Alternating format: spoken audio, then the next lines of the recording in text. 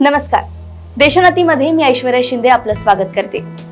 या महिन्यातल्या 8 तारखेला जागतिक महिला दिन साजरा झाला. या निमित्ताने देशभर महिलांच्या सन्मानार्थ विविध कार्यक्रमांचे आयोजन पण करण्यात आले. खरंच कुटुंब आणि समाजाच्या विकासात महिलांची भूमिका अत्यंत महत्त्वाची आहे. शिक्षण, आरोग्य, अर्थव्यवस्था आणि सामाजिक क्षेत्रात महिलांनी मोठे योगदान दिले आहे. पण फक्त एकच दिवस महिलांचा भरभरून सन्मान करून मग बाकी दिवस एकदम साधारण वागणूक देणं बरोबर आहे का? आजही पुष्कळ ठिकाणी परिस्थिती अशी आहे की आजही महिलांना अनेक समस्यांशी झुंजावे लागते. त्यामुळे महिला सक्षमीकरण हे आजच्या काळाची गरज आहे. महिलांमध्ये आत्मविश्वास निर्माण करणे आणि त्यांना स्वावलंबी बनवणे हे आपले कर्तव्य आहे. त्यासाठीच नागपुरात महिला दिनानिमित्त भव्य दिव्य बुलेट रॅली निघाली, ज्याची महाराष्ट्रभर चर्चा झाली. या बुलेट रॅलीची संकल्पना ज्यांनी मांडली त्या निर्बल अर्बन बँक व ह्युमॅनिटी सोशल फाउंडेशनच्या अध्यक्षा पूजाताई मानमोळे आज आपल्या सोबत आपल्या स्टुडिओमध्ये उपस्थित आहेत. आपण त्यांच्याशी थेट गप्पा मारून या निराळ्या रॅलीचे स्वरूप, हेतू व आणखी खूप काही जाणून घेणार आहोत. नमस्कार मॅडम, तुमचं स्वागत आहे आमच्या चॅनलमध्ये. तर माझा पहिला प्रश्न तुम्हाला हाच आहे की बुलेट रॅलीची संकल्पना आपल्याला कशी काय सुचली? आता हे जे रॅलीचं जे वर्ष होतं ते 8वं वर्ष होतं. ऍक्च्युली आम्ही ही 2015ला रॅलीचं आयोजन केलं होतं. एकदा असंच माझ्या डोक्यात आलं की आपण बघतो की महिला दिवशी अनेक ठिकाणी अनेक कर्तृत्वान महिलांचा सत्कार केला जातो, पण तो एकच दिवस तो सत्कार असतो आणि बाकीचे दिवस त्यांना ऍज इट इज जी लाईफ असते ती असते. मग कुठेतरी ना महिलांमध्ये सक्षमता आणि कॉन्फिडन्स बिल्ड करण्याचं काम आपण केलं पाहिजे. तर मग काहीतरी वेगळं करायचं या दृष्टीने मी बघत होती आणि अचानक माझ्या डोक्यात आलं की कुठेतरी महिलांना मर्यादित करून ठेवलेलं आहे की ती चूल आणि मूल किंवा स्वयंपाकघर आणि घर एवढंच सांभाळू शकते. फार फार तर ती काय सायकल किंवा मोपेड चालवणार आणि जॉब ती हल्ली करायला लागली आहे. तर जॉबचं पण जे पण काही हे आहे ते फक्त घरापुरतं मर्यादित आहे. आणि त्याच्यानंतर ती जर कुठे जायचं असेल तर ती बसने प्रवास करते, ट्रेननी प्रवास करते किंवा मोपेडनी प्रवास करते जर जॉबला पण जायचं असेल तर. पण ती गेअरवाल्या गाड्या चालवत नाही. तर मग गेअरवाल्या गाड्या ह्या मुली का चालवू शकत नाही? तर मग एकदा मी ट्राय करून बघितलं की चला आपण एकदा बुलेट चालवून बघायची. आणि त्याच्यातल्या त्याच्यात बुलेट का निवडली? कारण की बुलेट ही खूप हेवी असते. कारण स्प्लेंडर वगैरे आपण चालवतो ती थोडी म्हणजे हे असते, हलकी असते आणि इझी पण असते. तर पहिले बुलेटच का? कारण बुलेट ही खूप हेवी आहे आणि बुलेटला बघतानाच बापरे असा जो येतो तो आला होता. आणि त्याच्यातल्या त्याच्यात मुली आजही जर गेअरवाल्या गाड्या चालवताना बाहेर दिसत आहेत तर आपण मुली का नसू देत पण मागे वळून बघतो की बापरे ही स्प्लेंडर गाडी चालवत आहे किंवा गेअरवाली गाडी चालवत आहे. तर ते इतकं नॉर्मल नाहीये मुलींनी चालवा. आणि तेव्हा तर बिलकुल नॉर्मलच नव्हतं. मग मी विचार केला की मी आधी चालवून बघते आणि जर मला आली तर मी इतर माझ्या मैत्रिणींना किंवा बाकीच्या मुलींना आवाहन करेन असं. मग मी ती चालवून बघितली आणि मला असं लक्षात आलं की मी चालवू शकते, इझी आहे. फक्त हिला असं बनवून ठेवलेलं आहे की खूप हेवी आहे आणि ही मुली असं चालवू शकत नाही किंवा काय असं. तर त्याच्यातला असा प्रकार नाही आहे. तर तेव्हा असं वाटलं की काहीतरी वेगळं करायचं. म्हणजे मी बुलेट चालवली त्याच्यानंतरचा जो अनुभव आहे माझा की मला असं वाटत होतं की अरे मी बुलेट चालवली म्हणजे मी काहीही करू शकते. तर तो जो कॉन्फिडन्स आतून येतो ना तो खूप महत्वाचा असतो. तर त्याच्याच मागचा तोच दृष्टिकोन होता की एकतर तो कॉन्फिडन्स बिल्ड करायचा महिलांमध्ये. तर त्या अनुषंगाने मी या बुलेट रॅलीचं आयोजन गेल्या 8 वर्षापासून करते. तुमचा हेतू तर खरंच खूप छान आहे की मी काहीही करू शकते हा आत्मविश्वास सगळ्याच महिलांना आलाच पाहिजे.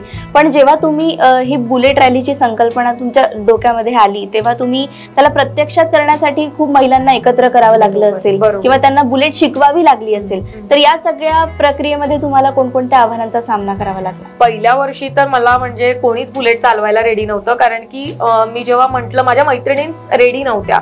त्यांना जेव्हा म्हटलं की आपण बुलेट चालवायची आहे तर आपण एक आता महिला दिवस येतोय तर आपण असं काहीतरी वेगळा साजरा करायचा का? कारण मी सामाजिक क्षेत्रामध्ये कामं करते त्याच्यामुळे सामाजिक खूप उपक्रम केलेले आहेत. तर त्यामुळे कोणाच्याच लक्षात आलं नाही की माझ्या डोक्यात असं काहीतरी वेगळं येईल आणि आपल्याला चालवायला असं सांगतील. तर मग तेव्हा सगळ्या मैत्रिणी असं म्हणाल्या की आता एवढंच बाकी राहिलं की आता एवढं नाही नको बाबा हे काही मला जमायचं नाही आणि आम्ही काही असं करणार नाही असं. मग जेव्हा मी बुलेट पहिल्या वर्षी तर कोणीच म्हणजे हे दिलं नाही, सपोर्ट केला नाही. आणि मग मी आणि अजून माझ्या बरोबर फक्त एक मॅडम होत्या, त्यांनी चालवली गाडी. तर तेव्हा जो मीडियामध्ये म्हणजे तेव्हा सैराट मूवी यायचाच होता, तर तेव्हा अर्ची वगैरे ते यायचीच होती. मग तेव्हा त्याच्यामुळे मला मीडियामध्ये खूप जास्ती क्रेज निर्माण झालं की बापरे ही बुलेट चालवते. आणि मला असं वाटते नागपूरमध्ये पहिल्यांदा तसं काहीतरी झालं होतं रॅलीचं आयोजन, नऊवारी फेटा आणि बुलेटवर असं. हा, तर मग तेव्हा मीडियाने खूप माझं पेपरमध्ये, प्रिंट मीडियाने आणि बाकी सोशल मीडिया खूप जास्त त्याच्यावर ते हे झालं, व्हायरल झालं. आणि तेव्हा मग माझ्या कुठेतरी 2-4 मैत्रिणींना थोडंसं मनात वाटलं की यार आपण पण करायला पाहिजे होतं असं. मग त्यांचे मला फोन कॉल्स आले की पूजा मी नेक्स्ट इयर मी चालवील असं. मग आम्ही अशा 4-5 मैत्रिणी पुढल्या वर्षी तयार झालो. मग आजही मला म्हणजे ते सगळं फेस करावं लागतं, फक्त प्रमाण कमी होत गेलं. आता पहिल्या वर्षी कोणीच रेडी नव्हतं, दुसऱ्या वर्षी 4 मुली तरी रेडी झाल्या. आणि मग आम्ही असं म्हणायला गेलोच घरी, तर त्यांच्या घरी त्यांच्या पहिले त्यांचे पॅरेंट्सच आन्सर करायचे की म्हणजे एकतर त्यांचे वडील आणि त्यांची भाऊ किंवा घरातले कोणी, नाही नाही असू दे पाय तुटला तर मग काय करणार असं. आणि घरामध्ये मग हिचा जर पाय तुटला किंवा हिला काय झालं तर तू येशील का आमच्या घरी करायला, किंवा काय नको फालतू उगाच काही करू नका, आता लग्न वगैरे करायचं आहे, असं सगळे ते प्रश्न निर्माण व्हायचे. तर तेव्हा त्यांना घरातून तयार करणं हा खूप मोठा चॅलेंज माझ्यासाठी होता. आणि माझी खूप इच्छा होती की मुलींनी हे सगळं करायला पाहिजे. मग जेव्हा दुसऱ्या वर्षी आम्ही 4-5 मुली होतो, तेव्हा 4-5 मुलींनी एकदम मस्त बुलेट चालवली. मग त्या मीडियामध्ये आल्या, मग त्यांचे फोटोज, त्यांचे हे सगळे बघून मग 10-12 जणी तयार झाल्या. मग असं करून करून घरातून काही विरोध करून बाहेर मुली निघाल्या. आता म्हणजे त्यांचे हजबंड आणून देतात म्हणजे याच्यावर. आणि तेव्हा पण मी म्हटलं की नाही, पूजासोबत राहायचं नाही. म्हणजे असं पण पहिले झालं की पूजाच्या डोक्यात काही येऊ शकते आणि ती काही करायला लावू शकते, तर त्याच्यामुळे तिच्या बरोबर थोडंसं म्हणजे हेच राहा म्हणून, असं प्रत्येकच कार्यक्रम नका करू असं. मग त्यानंतर आम्ही त्यांना म्हटलं, तर त्यांचे हजबंड घेऊन यायचे, जिद्द करायच्या मुली की नाही आम्हाला करायचं आहे असं तसं. मग ते इतके सेन्सिटिव्ह असायचे आपल्या वाईफला घेऊन की पडशील बघशील असं तसं हे ते. मग मी त्यांना ग्राउंडला म्हणजे इन्व्हाइटच करत नाही, सरळ त्यांना सांगते की तुम्ही एकट्या या आणि हजबंड भाऊ ह्या सगळ्यांना घेऊन येऊ नका, फक्त तुम्ही माझ्यावर विश्वास ठेवा आणि तुम्ही या, मी तुम्हाला बरोबर शिकवते.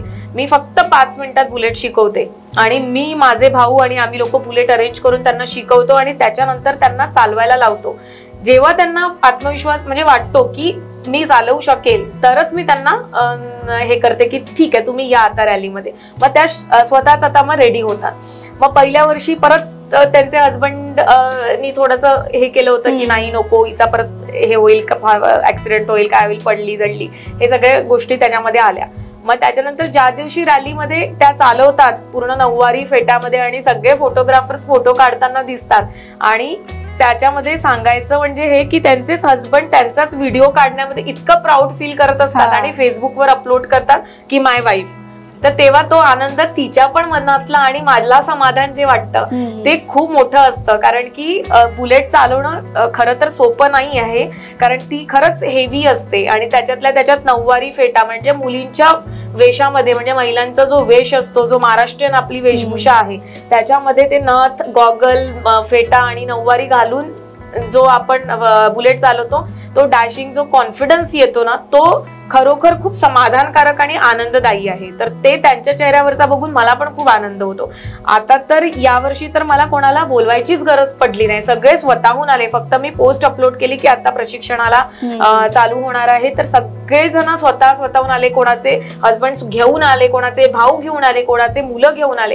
आता तुम्हाला सांगताना मला आनंद या गोष्टीचा वाटतो की 62 इयर्सची लेडी सुद्धा बुलेट चालवते. 62 इयर्स, 50, 55, 58 या लोकांशी जर तुम्ही चर्चा केली तर ते त्यांचं समाधान सांगतील की आम्हाला काय वाटलं, म्हणजे आम्ही कधीच मोपेडला हात लावला नाही आणि मोपेड चालवायचा विचार केला नाही, डायरेक्ट तू मला गैरवाली गाडी दिली आणि तुला एवढा विश्वास कसा वाटला की आम्ही चालवू शकतो असं. तर महिलेने ठरवलं तर हे काहीही होऊ शकते. त्याच्यामुळे आता इतकी मोठी फौज बुलेटची तयार झालेली आहे की म्हणजे मला खूप आनंद वाटतो या गोष्टीचा. तुम्ही जसं सांगितलं की घरून थोडासा विरोध होता आधी आणि मग रॅली झाल्यावरती पुष्कळ बायकांच्या नवऱ्यांनी पोस्ट वगैरे टाकली, पण असं कधी कधी होतं ना की सासू सासऱ्यांकडून तरी पण विरोध असतो, तर इतकी सफल रॅली झाल्यानंतर त्यांची काही रिएक्शन तुम्हाला कोणी आपला अनुभव सांगितला असेल तर तुम्ही सांगू शकता? बिलकुल बिलकुल. पहिल्यांदा तर कोणाच्या घरचेच रेडी होत नव्हते, पण त्यांची खूप मनातून इच्छा राहायची मैत्रिणींची की सगळ्यांना बघताना सोशल मीडियावर तयार होऊन की आपणही गेलो पाहिजे कार्यक्रमामध्ये, असं त्यांना खूप वाटायचं. तर त्या घरी कुठेतरी विरोध करून त्या आलेल्या असायच्या काही काही मुली, आणि त्यांना जेव्हा पेपरमध्ये त्यांचे फोटोज, आणि कसं आहे की जेव्हा मीडिया फोटो घेताना पर्टिक्युलर एखाद्या व्यक्तीचा घेत नाही, त्यांना जो चांगला वाटतो, जसा फोटो आवडतो तसं, तर नकळत अशा पण गोष्टी, अशाही मुलींचे फोटोज पेपरला आले की ज्यांना घरून विरोध होता. आणि जेव्हा पेपरला फोटो बघतात ते लोक आणि त्यांचं जेव्हा बघतात तर तेव्हा घरचेच लोक त्यांना मग प्रोत्साहन करायला लागतात. आणि आज आता अशी सिच्युएशन आहे की घरातले सासू सासरे सुद्धा त्या ग्राउंडवर आपल्या सुनेला बघायला येतात, आणि खरोखर म्हणजे घरातलं जे वातावरण आहे ते खूप प्रोत्साहनदायी झालं या गोष्टीमुळे. आणि त्यानंतर त्यांची जे म्हणजे तुम्ही जो प्रश्न विचारला की सासू सासरा ह्या लोकांचा विरोध असतात, मी आत्ताचा तुम्हाला एक किस्सा सांगेल की या रॅलीमध्ये तर एका सुनेनी चक्क सासूलाच मागे बसवलं होतं. अरे बापरे. तिला जोडी म्हणून विनर म्हणून ती घोषित झाली आहे, म्हणजे तिला प्राइज मिळालं त्याच्यामध्ये की ड्युएल मध्ये कोण आलं म्हणून. तर तिची सासू तिला घेऊन की माझी सून आहे, माझ्या सुनेनी मला नेलं, आणि तिची सासू तिला सोडतच नव्हती, आणि तर त्या दोघींना पण प्राइज मिळालं. तर त्याच्यामुळे तो जो प्रवास आहे ना त्यांच्या दोघींकडे बघून परत तिसरी येते, आणि आता तर म्हणजे खूप चांगल्या पद्धतीने बुलेट चालवू शकतात. आता बुलेटला काहीही विरोध आले म्हणजे आला नाही यावर्षी तरी खूप चांगली आणि सफल झाली. आणि मला असं वाटतं की आता तर मला तर इतके फोन मेसेजेस येतात की पुढल्या वर्षी आम्ही अजून जॉईन होणार आहोत तुम्हाला म्हणून. अच्छा, तर आता इतके मेसेजेस वगैरे तुम्हाला येत आहेत, महिलांची संख्या वाढत आहेत, तर तुम्हाला प्रशिक्षण देण्यासाठी जागेचा पण प्रश्न येत असेल की एवढ्या महिलांना आम्ही एकसाथ एका ठिकाणी कसं शिकवणार किंवा एवढ्या बुलेट्स कशा काय अरेंज करणार. तर जर असा तुम्हाला कधी प्रसंग आला तर तुम्ही काय करता? एकतर यांना मी डायरेक्ट रस्त्यावर काढू शकत नाही कारण की या शिकलेल्या नसतात, आणि मला ग्राउंडचा खूपच मोठा प्रॉब्लेम येतो कारण प्रत्येक ठिकाणी आपण अरेंज करू शकत नाही. रेशीमबागला करायला गेलं पुढे क्रिकेट सुरू असतं, कुठे स्पोर्ट्सचे सुरू असतात, आणि ग्राउंडसाठी खूप प्रॉब्लेम येतो प्रॅक्टिसला.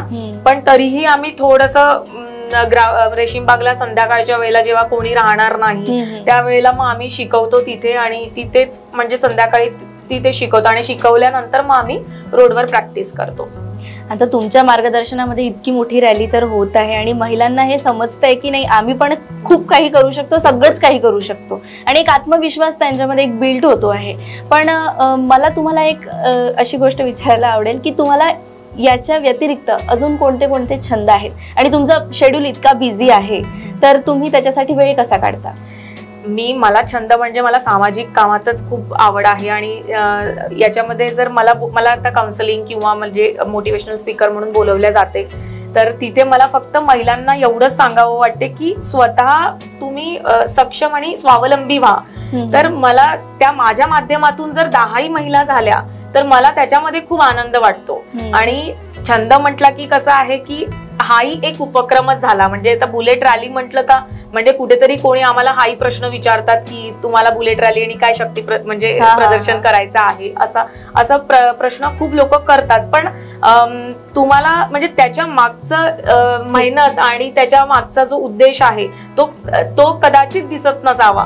पण ज्या वेळेला माझ्यासोबत ज्या 150 महिला यावेळेला होत्या बुलेट चालवत होत्या, त्याच्यातल्या काही महिलांनी माझ्या बरोबर संपर्क साधला आणि आम्हाला जे म्हटलं की तुमच्यामुळे आम्ही हे चालवू शकतो, तर तो कुठेतरी ना आनंद खूप समाधानकारक आहे. म्हणजे कुठेतरी माझी जी मेहनत आहे ती सफल झाल्यासारखी वाटते. तर मी हेच सांगेल तुम्हाला की मला ना महिलांना सक्षम करायला आणि त्यांच्यामध्ये कॉन्फिडन्स बिल्ड करायला खूप आवडेल. हाच एक माझा खूप मोठा छंद असेल. पण आजची महिला खरंच सक्षम आहे का? म्हणजे आपण बघतो की महिला बाहेर जाऊन काम करतात आणि घरही चालवतात, घरचंही तेवढ्याच आत्मीयतेने सांभाळतात, सगळं मुलं सांभाळतात, घर सांभाळतात, त्याच्यानंतर बाहेरचे कामही करतात, पण तरी पुष्कळशा घरी त्यांना बाहेर जाण्याला मनाई असते. किंवा आजही जर का एखाद्या मुलीचं लग्न होत असेल तर तिला हेच म्हटलं जाते की नाही आमच्या घरी सगळं काही आहे, तू नाही काम केलं तरीही चालेल. तर तुम्हाला असं वाटतं की या सगळ्या परिस्थितींमध्ये महिला खरंच सक्षम होत आहे? सक्षम ती व्हायला पाहिजे. कारण की स्वतःचे निर्णय ती पहिले स्वतः घेतले पाहिजे. कारण की आपण काय करतो, आपण पुरुष प्रधान संस्कृतीत जगत असतो आणि कुठेतरी महिलांविषयी किंवा महिलांबद्दल खूप चर्चा होते आणि महिला दिवस साजरा होतो. तर कुठेतरी ना ह्या गोष्टीला जबाबदार महिलाच आहे असं मी म्हणेल. कारण की आपण आपले निर्णय घेतच नाही. आपल्याला कोणते पण घरातले जर जे काही डिसिजन्स असेल ते पुरुष मंडळीच घेतात, त्या निर्णयामध्ये सामील पण आपल्याला करत नाही.